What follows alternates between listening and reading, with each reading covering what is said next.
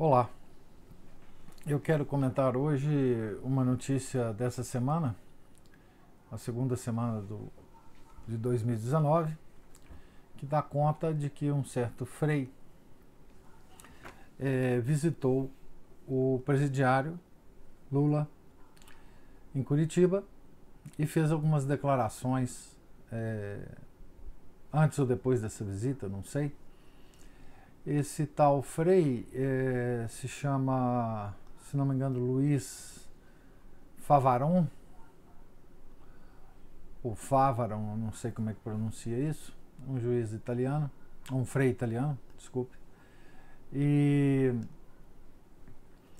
tem duas coisas na declaração desse frei que eu gostaria de comentar, além de muitas outras, mas eu gostaria de me ater a essas duas afirmações do tal Frei, né?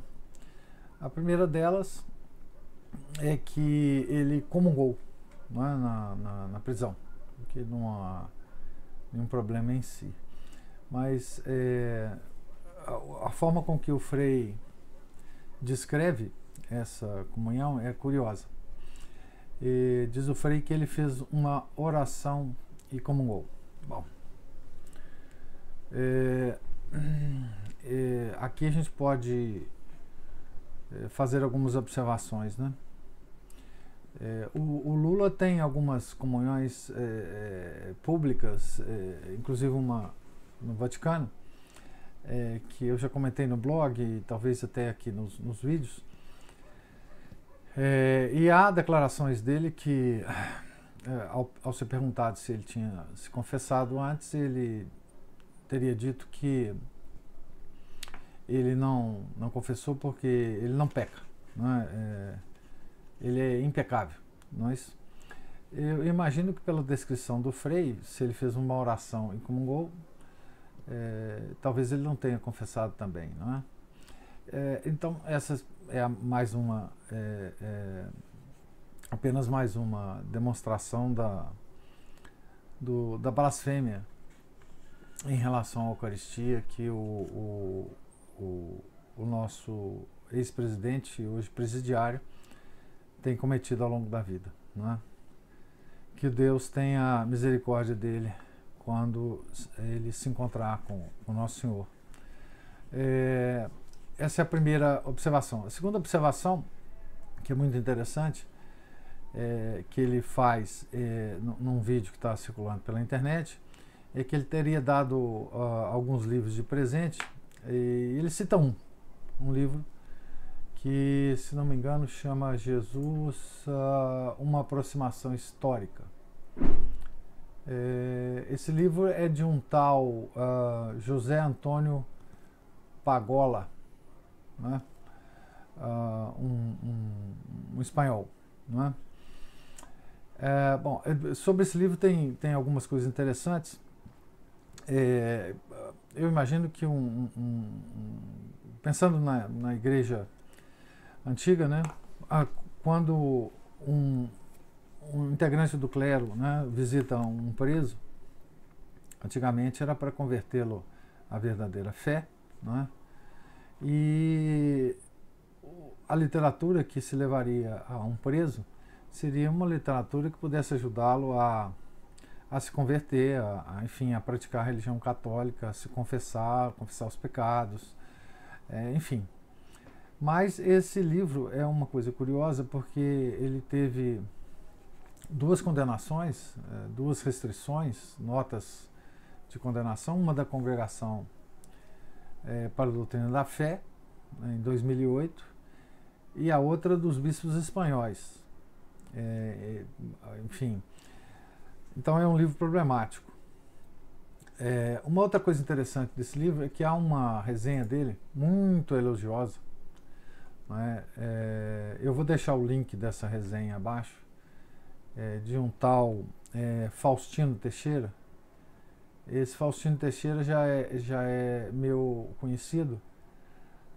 Eu escrevi uma certa época um texto no meu blog, também vou deixar o link na descrição do vídeo, sobre a apresentação que esse Faustino Teixeira faz, ele é professor da Universidade Federal de Juiz de Fora, uma apresentação sobre a imitação de Cristo que está nessa edição aqui da Vozes. Ele é uma edição até a edição é muito boa, tá? Aqui eu tenho a segunda edição. Ele é uma edição, é uma tradução de uma edição francesa desse livro, muito boa, com comentários de São Francisco de Sales. Ela é do ano de 2009. Eu recomendo o texto dessa edição. Eu inclusive faço uso pessoal dessa edição nas minhas leituras diárias da Imitação de Cristo. Mas a introdução é uma lástima. A introdução desse livro é uma lástima. Então eu e esse tal Faustino Teixeira já tivemos um encontro, né, na internet. E vocês poderão ler depois na minha crítica a essa introdução, no link que eu vou deixar abaixo. Bom, pois bem, nessa resenha elogiosa que o Faustino faz do livro, eu realmente nunca lerei esse livro, obviamente, pelo que eu vou falar aqui para vocês. Uma coisa curiosa é que ele cita algumas passagens do livro, e eu vou ler aqui para vocês algumas dessas passagens. Por exemplo, ele diz assim, depois que o livro foi condenado pela Congregação pela Doutrina da Fé, ele fez algumas modificações no livro. O Faustino fala sobre isso aqui. Na edição anterior do livro, estou lendo aqui na internet, havia uma passagem que foi retirada na nova edição e que dizia que Jesus não pôde nem quis colocar em marcha uma instituição forte e organizada, mas um movimento curador que foi transformando o mundo numa atitude de serviço e amor. Não há como explicar a atuação profética de Jesus sem captar o mistério de sua relação amorosa com Deus. Bom, depois isso foi retirado, mas obviamente é isso que o tal Coppola pensa. Deixa eu ver se é Coppola mesmo. Só checar o nome. Pagola, desculpe. Pagola. Depois ele diz mais embaixo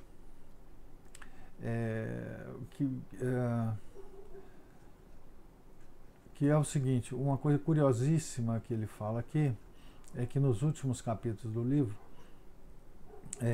ele diz o seguinte,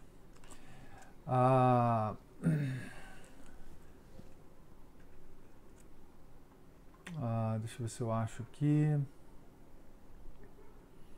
ele diz alguma coisa sobre a crucificação do Nosso Senhor, que é muito interessante. Ele diz o seguinte aqui: Jesus mostra-se muito discreto sobre sua vida interior, supostamente nos registros evangélicos, né? É muito curioso isso, porque a vida interior de nosso Senhor Jesus Cristo é exatamente a vida interior de Deus, né? Ele sendo um filho de Deus, e ele se mostra muito aberto com relação à vida interior dele, né? Como filho de Deus.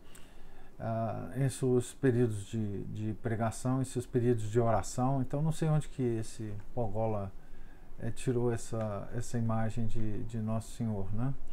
E ele diz também que ele evitou o tema da crucificação e preferiu o tema da ressurreição, e a gente sabe que, obviamente, o tema da crucificação é evitado pela maioria dos padres hoje que estão na igreja,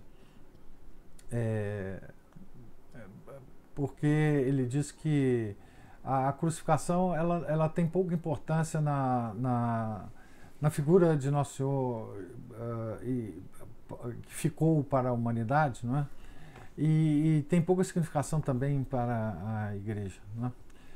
Pois bem,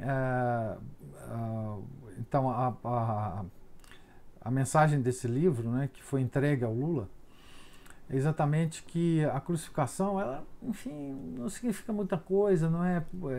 Porque é uma coisa muito chata da gente falar, um homem pregado na cruz, uma crueldade, não é? Então, a gente pode até comentar rapidamente sobre a crucificação, mas vamos evitar esse tema, né? Porque é muito chato, muita coisa.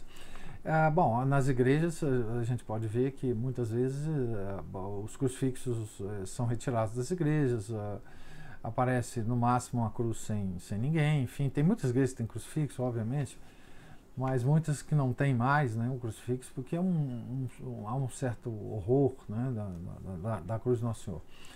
Pois bem, a cruz, infelizmente, eu devo falar para esse Frei e para esse autor desse livro, a cruz do Nosso Senhor é a mensagem mais importante que nós recebemos dele, porque foi lá na cruz que ele nos resgatou, né? E que ele pôde nos proporcionar a redenção, né? É pelos méritos do sofrimento do Nosso Senhor que nós pedimos a Deus todas as graças, e é por esses méritos que nós seremos salvos, né? E é por esses méritos que Deus ainda pode nos ouvir, não é isso? Então a cruz é central, não é? Obviamente, a cruz é absolutamente central na obra do Nosso Senhor. Quer dizer, o nascimento do Nosso Senhor, como eu falei no vídeo de Natal, o nascimento do Nosso Senhor no Natal, ele já pressupõe a crucificação, ele deve pressupor a crucificação, todas as penitências que a gente faz no Advento, já é uma antecipação da paixão, né? A festa mais importante, né,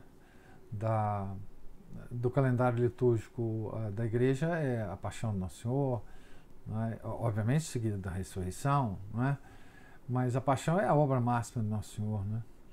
A paixão é a obra pela qual ele veio, né, para nos redimir do pecado de Adão e Eva. Então, esse livro realmente é uma leitura altamente não recomendável a quem quer converter alguém à verdadeira igreja do nosso Senhor Jesus Cristo. Mas, obviamente, esse Frei, né, supostamente baseado nas informações gerais que a gente tem, esse Frei foi o criador do tal PT agrário, eu não sei o que é isso, né? Talvez seja o MST, eu não sei o que é o tal PT agrário. Mas a gente já pode ter uma ideia de quem que é esse sujeito, né? Esse tal Frei. Agora apareceu esse outro Frei, né? Existe um Frei famoso aí, o tal Frei Beto, que é da mesma laia, né? Provavelmente desse outro Frei. Então fica aí esses dois comentários para que vocês possam ter uma dimensão dessa visita. São observações muito rápidas que faço, e para vocês verem o estado da alma desse indivíduo, esse tal Frei Luiz Favaron, sei lá como que se pronuncia. É isso? Então por hoje é só, eu gostaria só de deixar essas indicações. Primeira indicação é não ler esse livro, né, que o Frei deu ao Lula. E a segunda recomendação é que vocês leiam aí os links que eu vou deixar abaixo no vídeo. Ok? Então, até o próximo vídeo.